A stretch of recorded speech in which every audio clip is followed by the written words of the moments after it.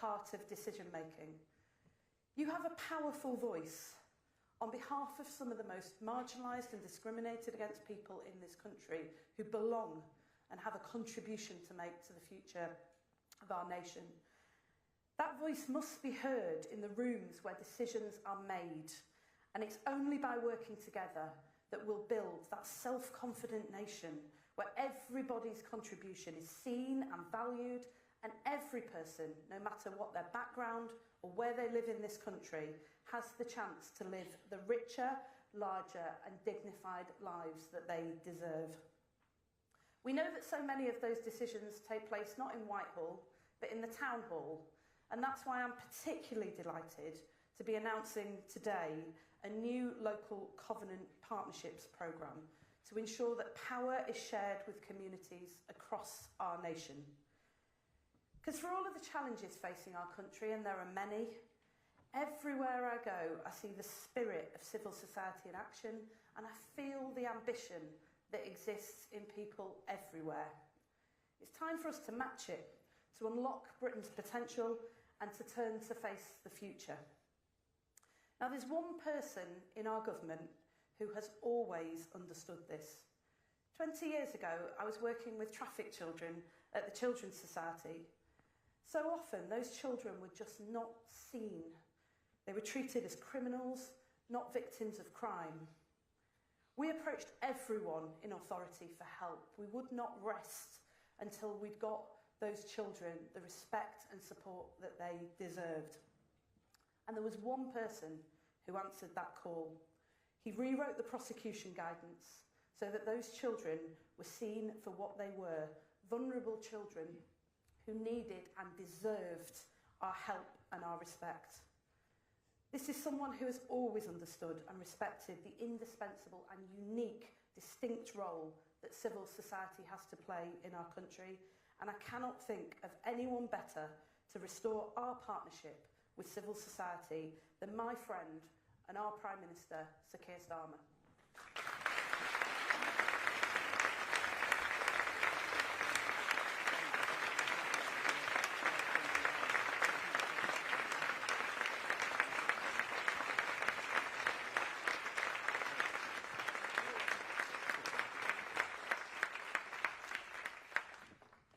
Thank you very much, Lisa. And when she said she wasn't going to let it lie when I met her all those years ago, she was absolutely right about that. The passion and energy, Lisa, that you bring to this, I think speaks volumes, and everybody in this room can tell how much it means to you. And it is fantastic to be with you all as I look around, seeing many friends and colleagues. Great to be here as well at the Science Museum, which I have to say feels like a fitting place to be today, because this is the home of innovation, celebrating the progress that's transformed so many people's lives, and in a way speaking to us, calling us and inspiring us to do the same today.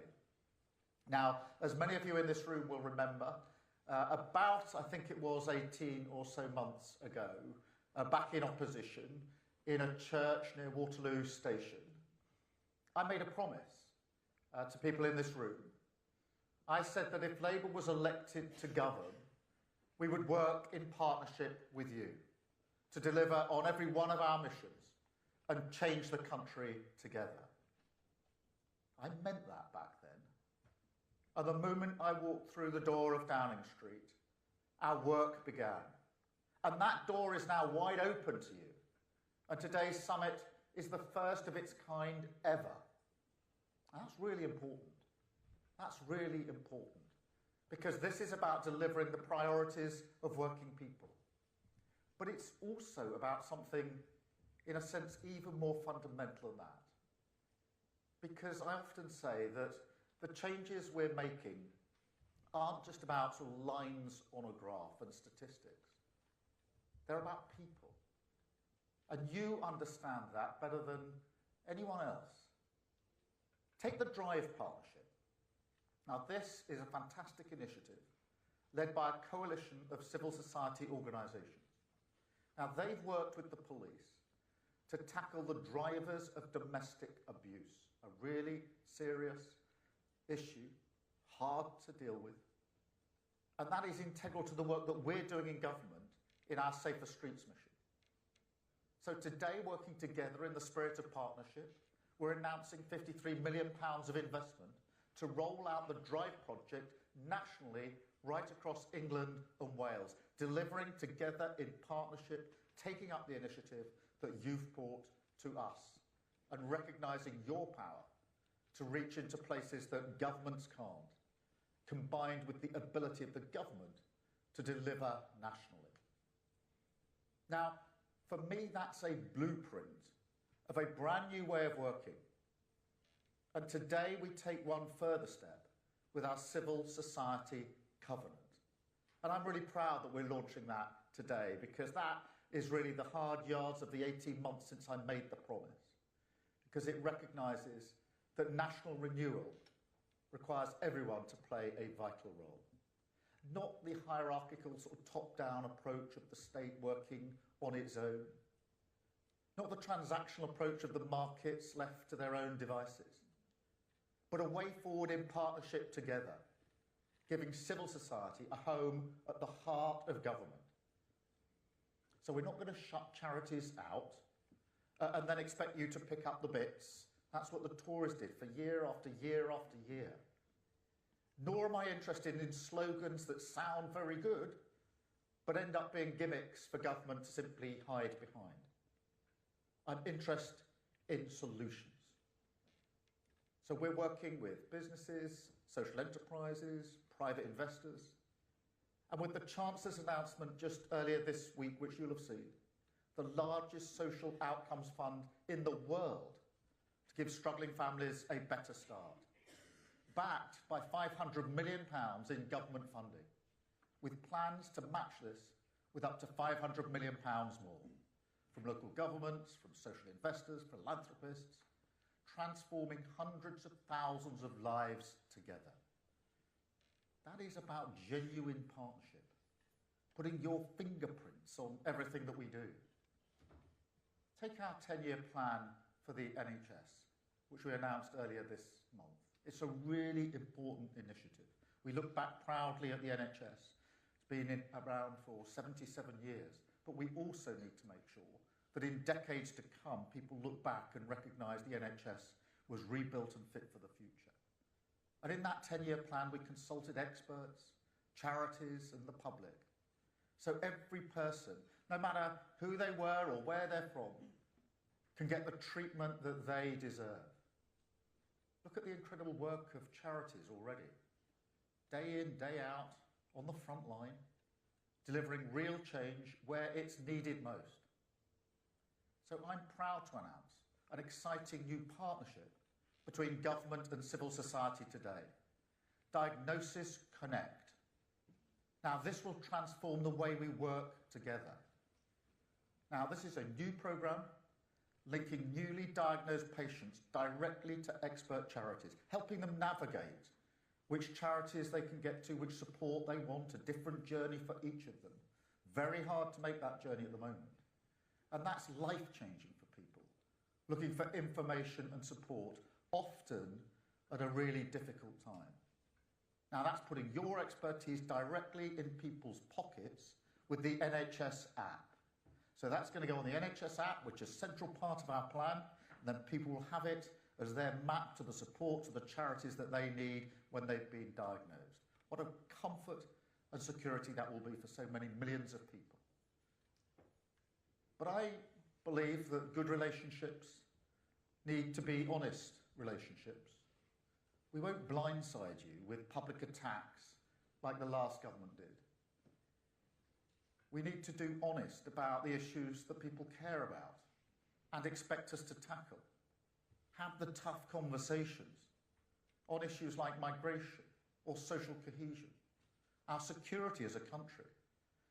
These are issues where politicians have often chosen to stoke division instead of bringing people together to fix the problem. Now, we know the damage that does to our communities.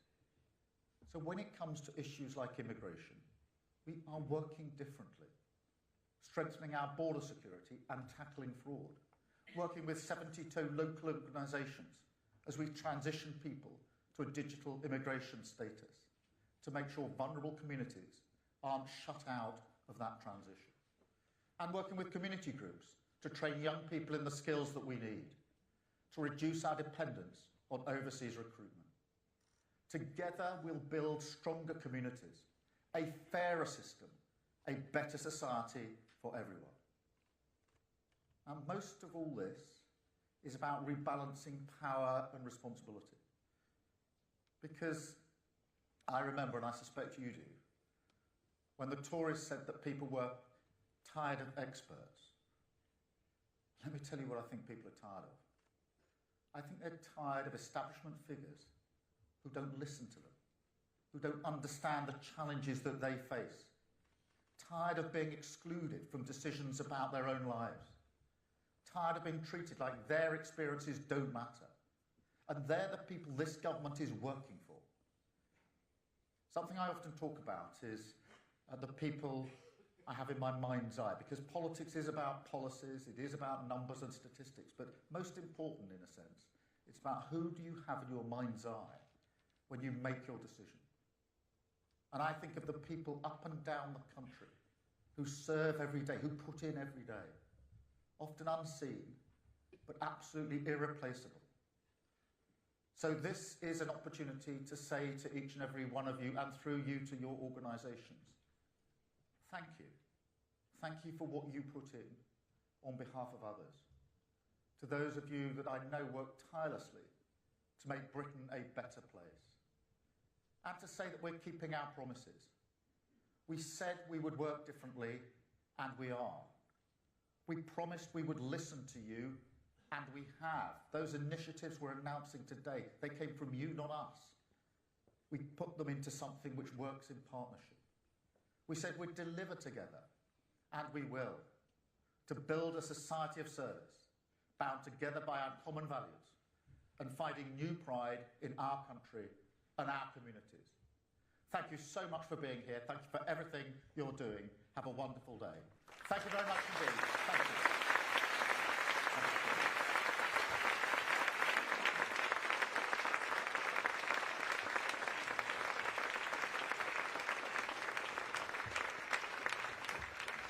Thank you so much, Prime Minister. What a brilliant way to kick off our day. I tell you something, it was a really, really, really particularly good news story for us to hear about the investment into the Drive partnership, because that started out as a £1 million investment from Lloyds Bank Foundation alongside people, organisations like Comic Relief. To see that scaling up shows the potential of what we can do when we come with new ideas and we catalyse that sort of community-led change. Now, I know it's early, but we have our first refreshment break coming until 11:30. And what we've done is we've deliberately